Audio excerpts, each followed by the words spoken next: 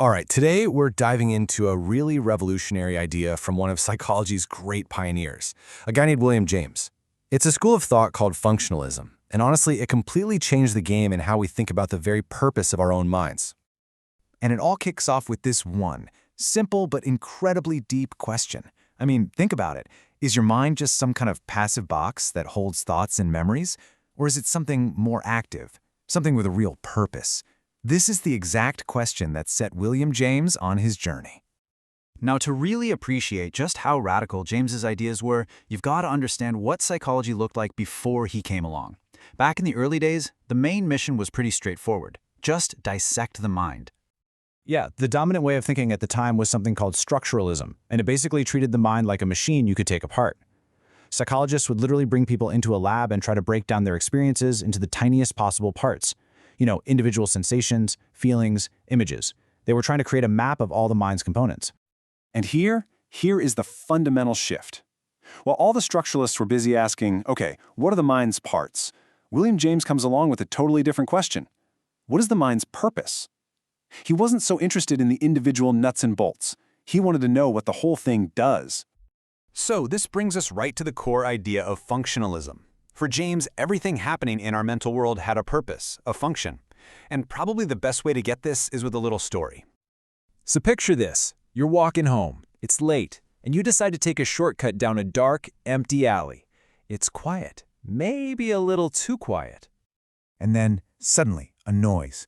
Instantly, before you even have a chance to think, your body just reacts. Your heart starts pounding, your muscles get tight, and this wave of pure, unfiltered fear just washes over you.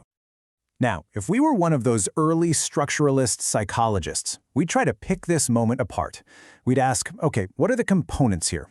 We've got the sensation of a racing heart, the specific emotion we label fear, and the thought, I might be in danger. But William James? He just flips the script entirely. He asks a much more practical and I think more interesting question. Not what is it, but what is it for? Why did your body and mind just do that? What is the function of that fear? And from this angle, the answer becomes incredibly obvious, doesn't it? Fear isn't just some random, unpleasant feeling. No, it's a high-performance survival tool. It sharpens your hearing, it floods your system with adrenaline, and it gets you ready to either fight for your life or run like crazy. Its function is to keep you alive. And that right there, that's the central idea of functionalism in a nutshell. Our mental states, our thoughts, our emotions, our memories, they aren't just things that are happening to us. They are active processes that evolve to help us navigate, adapt to, and ultimately survive in the world around us. So, if the mind isn't a static machine that you can just take apart, then what is it? Well, to explain his new vision of a mind in constant motion, James used some really powerful metaphors that we still use today.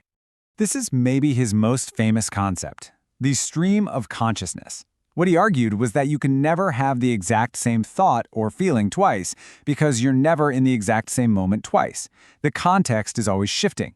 Your mind isn't a still pond. It's a flowing river, constantly moving, merging, and changing its course. This comparison just really hammers the point home. The old way of thinking saw the mind as this machine to be taken apart in a sterile lab, but the functionalist view sees it as a practical toolkit, one that's designed for the messy, unpredictable business of actually living out in the world. James also went after another very common idea about our consciousness.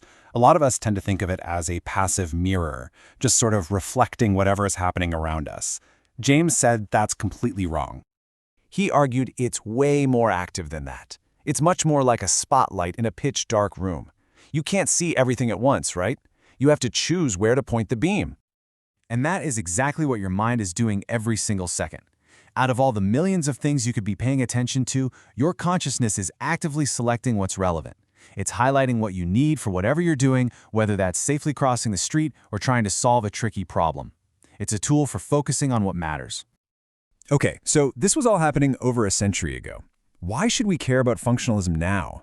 Well, as it turns out, its legacy is all around us. It actually shapes the very way we try to understand ourselves and improve our lives today. James's laser focus on purpose and function directly led to all of these fields.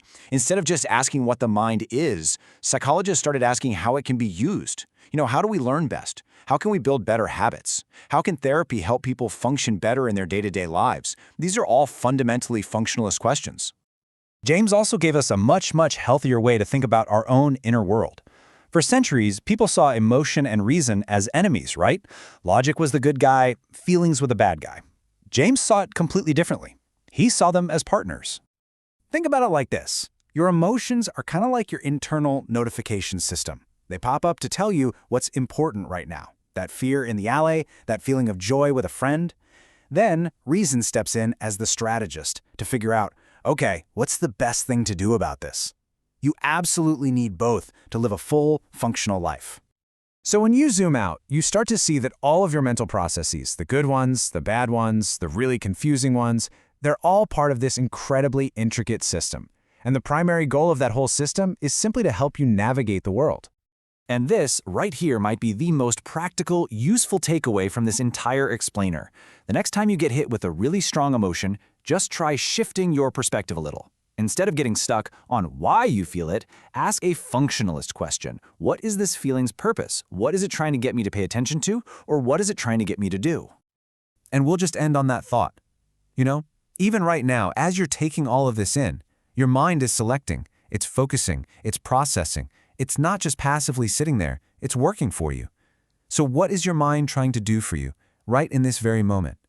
That's the powerful question at the heart of William James's legacy.